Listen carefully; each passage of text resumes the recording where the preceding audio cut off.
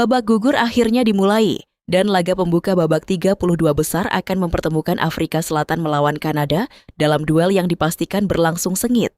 Kedua negara sama-sama mencatat sejarah dengan lolos ke fase gugur Piala Dunia untuk pertama kalinya. Kini, hanya satu tim yang akan melangkah ke babak 16 besar. Afrika Selatan datang dengan kepercayaan diri tinggi setelah bangkit dari kekalahan di laga pembuka grup. Mereka berhasil menahan Republik Ceko, kemudian meraih kemenangan penting atas Korea Selatan untuk memastikan tiket ke fase gugur.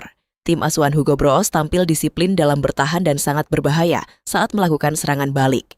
Organisasi permainan yang rapi menjadi senjata utama Bafana sepanjang turnamen ini. Di sisi lain, Kanada tampil lebih meyakinkan sepanjang fase grup. Mereka membuka turnamen dengan hasil imbang melawan Bosnia dan Herzegovina, lalu menghancurkan Qatar dengan skor telak 6-0 sebelum hanya kalah tipis dari Swiss. Produktivitas gol menjadi keunggulan utama Kanada, yang diperkuat para pemain cepat dan agresif di lini depan seperti Jonathan David. Kabar baik lainnya, kapten sekaligus bintang mereka, Alphonso Davies, dipastikan telah pulih dan siap tampil di laga ini setelah sebelumnya diistirahatkan.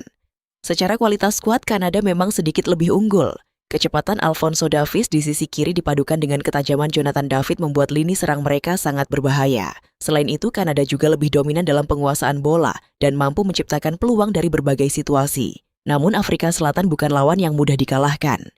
Mereka memiliki pertahanan yang solid dan sangat disiplin menjaga bentuk permainan. Jika mampu menahan tekanan pada babak pertama, peluang untuk membawa pertandingan hingga waktu tambahan bahkan adu penalti tetap terbuka. Kunci pertandingan ini kemungkinan berada di lini tengah. Kanada diprediksi akan mendominasi penguasaan bola, sedangkan Afrika Selatan akan menunggu kesempatan melakukan serangan balik cepat. Tim yang mampu mencetak gol lebih dulu akan memiliki keuntungan besar karena karakter permainan kedua tim sangat berbeda. Berdasarkan performa sepanjang fase grup, kedalaman skuad, kualitas individu pemain, serta statistik pertandingan, Kanada lebih difavoritkan untuk memenangkan laga ini. Bahkan simulasi Opta memberikan Kanada peluang menang sekitar 55%, sementara Afrika Selatan sekitar 20%, sisanya berakhir imbang sebelum perpanjangan waktu. Babak gugur selanjutnya kembali menghadirkan pertandingan seru. 5 kali juara dunia, Brasil akan menghadapi raksasa Asia, Jepang, dalam duel hidup mati memperebutkan satu tiket ke babak 16 besar. Pertandingan ini bukan sekadar perebutan tempat di fase berikutnya, tetapi juga menjadi ajang balas dendam bagi Brasil setelah sempat kalah 3-2 dari Jepang dalam laga persahabatan pada tahun 2025. Brasil datang ke babak 32 besar dengan performa yang terus meningkat.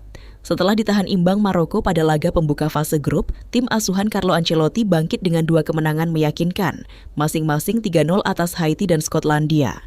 Performa Vinicius Junior menjadi sorotan utama setelah mencetak 4 gol sepanjang fase grup, sementara kembalinya Neymar memberikan kreativitas dan pengalaman yang sangat dibutuhkan di lini serang. Kombinasi kecepatan, teknik individu, dan pengalaman membuat Brasil kembali terlihat sebagai salah satu kandidat kuat juara dunia. Namun Jepang bukanlah lawan yang bisa dianggap remeh. Samurai Biru tampil luar biasa sepanjang fase grup dengan menahan imbang Belanda 2-2, menghancurkan Tunisia 4-0, dan bermain imbang melawan Swedia untuk memastikan tiket ke fase gugur tanpa sekalipun menelan kekalahan. Disiplin organisasi permainan, pressing yang agresif, serta transisi cepat menjadi kekuatan utama tim asuhan Hajime Moriyasu. Meski demikian, Jepang menghadapi sedikit masalah menjelang laga penting ini. Takefusa Kubo masih diragukan tampil akibat cedera lutut, sementara Ko Itakura juga sempat mengalami masalah kebugaran. Kehilangan pemain kreatif seperti Kubo tentu dapat mengurangi variasi serangan Jepang, terutama saat menghadapi pertahanan Brasil yang semakin solid di bawah racikan Carlo Ancelotti. Kunci pertandingan diperkirakan berada di sektor sayap.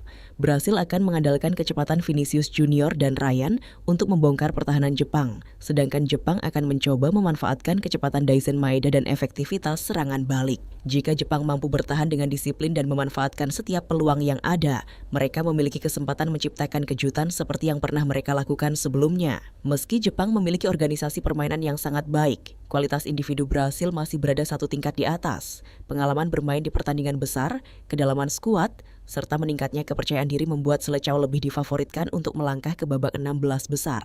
Berbagai analis juga menempatkan Brasil sebagai favorit berkat performa yang terus membaik sepanjang turnamen. Babak gugur selanjutnya kembali menghadirkan duel yang menarik. 4 kali juara dunia Jerman akan menghadapi Paraguay yang lolos sebagai salah satu tim peringkat ketiga terbaik. Di atas kertas, Die Mannschaft memang lebih diunggulkan. Namun dalam sepak bola, terutama di fase gugur, kejutan selalu bisa terjadi. Jerman melaju ke babak knockout dengan status juara grup E. Mereka mengawali turnamen dengan kemenangan telak 7-1 atas Curaçao, kemudian mengalahkan Pantai Gading 2-1 sebelum menelan kekalahan 1-2 dari Ekuador di laga terakhir grup.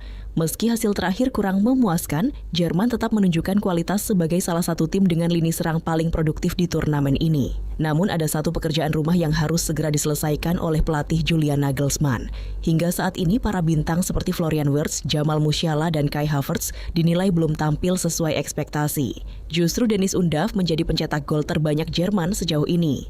Menjelang laga ini, pihak Federasi Jerman juga menegaskan bahwa para pemain senior harus tampil maksimal jika ingin membawa tim melangkah jauh di Piala Dunia. Sementara itu, Paraguay datang dengan semangat tinggi setelah berhasil bangkit dari kekalahan telak 1-4 atas Amerika Serikat pada laga pembuka. Mereka kemudian meraih kemenangan penting 1-0 atas Turki dan bermain imbang 0-0 melawan Australia. Hasil yang cukup untuk mengantar mereka lolos sebagai salah satu peringkat ketiga terbaik. Perjalanan tersebut menunjukkan mentalitas Paraguay yang terus berkembang sepanjang turnamen. Kekuatan utama Paraguay terletak pada organisasi pertahanan dan permainan fisik. Tim asuhan Gustavo Alfaro dikenal sangat disiplin ketika bertahan dan berbahaya saat melakukan serangan balik.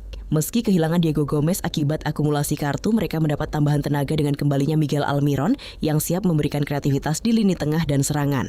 Laga ini diperkirakan akan berlangsung dengan pola yang cukup jelas. Jerman kemungkinan besar akan mendominasi penguasaan bola sejak menit pertama melalui kreativitas Musiala, Wirtz, dan Sané. Sebaliknya, Paraguay akan lebih banyak menunggu di area pertahanan sendiri sambil mencari celah melalui serangan balik cepat yang dipimpin Miguel Almiron dan Julio Enciso.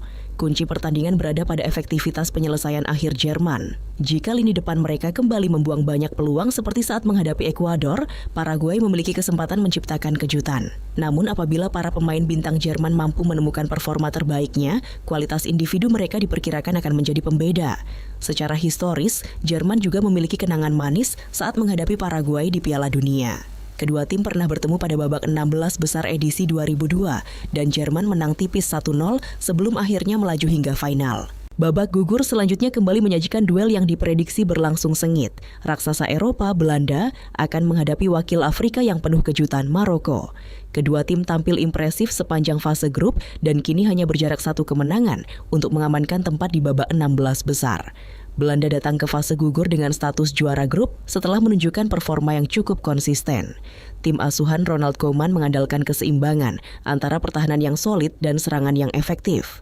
Kombinasi pemain muda berbakat dengan sejumlah pemain berpengalaman membuat permainan de Orange terlihat semakin matang. Di lini depan, Cody Gakpo dan Xavi Simons menjadi motor serangan yang mampu menciptakan peluang dari berbagai situasi. Sementara pertahanan yang dikomandoi Virgil van Dijk tetap menjadi tembok kokoh yang sulit ditembus. Sementara itu, Maroko kembali membuktikan bahwa keberhasilan mereka di Piala Dunia 2022 bukanlah kebetulan. Singa Atlas tampil disiplin sepanjang fase grup dengan organisasi pertahanan yang sangat rapi, serta serangan balik cepat yang mematikan. Achraf Hakimi masih menjadi andalan di sisi kanan, sedangkan Sofyan Amrabat berperan penting dalam menjaga keseimbangan permainan di lini tengah. Maroko juga memiliki semangat juang yang tinggi dan tidak pernah gentar menghadapi tim-tim besar. Pertandingan ini diprediksi akan berlangsung dengan tempo tinggi sejak awal. Belanda kemungkinan akan lebih banyak menguasai bola dan mencoba membangun serangan melalui kedua sisi lapangan. Ronald Koeman diperkirakan akan memanfaatkan kecepatan Gakpo dan kreativitas Xavi Simons untuk membongkar pertahanan rapat Maroko. Namun, Maroko hampir dipastikan tidak akan terpancing bermain terbuka. Tim asuhan Walid Regragui lebih nyaman menunggu di area pertahanan sendiri sebelum melancarkan serangan balik cepat. Strategi tersebut terbukti sangat efektif saat mereka menghadapi tim-tim besar dalam beberapa turnamen terakhir. Duel paling menarik diperkirakan terjadi di sektor sayap. Pertemuan antara Cody Gakpo dengan Achraf Hakimi bisa menjadi salah satu penentu jalannya pertandingan. Selain itu, pertarungan lini tengah antara Frenkie de Jong dan Sofyan Amrabat juga diprediksi berlangsung sangat sengit. Tim yang mampu menguasai lini tengah akan memiliki peluang lebih besar untuk mengendalikan ritme permainan. Belanda memiliki keunggulan dari segi pengalaman, kedalaman skuad, dan variasi serangan. Sementara Maroko mengandalkan disiplin bertahan, kerjasama tim yang solid, serta efektivitas saat melakukan transisi menyerang. Jika Maroko mampu bertahan tanpa kebobolan hingga memasuki babak kedua, tekanan justru akan mulai dirasakan oleh Belanda. Meski demikian, melihat kualitas individu para pemain, efektivitas lini depan, serta pengalaman bermain di pertandingan besar, Belanda masih sedikit lebih difavoritkan untuk memenangkan laga ini. Namun kemenangan diperkirakan tidak akan diraih dengan mudah karena Maroko dikenal sebagai salah satu tim dengan pertahanan terbaik di turnamen ini. Itulah pembahasan lengkap pada video kali ini. Jika kalian ingin terus mengikuti update dan analisis seputar dunia sepak bola, jangan lupa subscribe channel ini, aktifkan notifikasi, dan dukung kami agar tidak ketinggalan konten terbaru selanjutnya.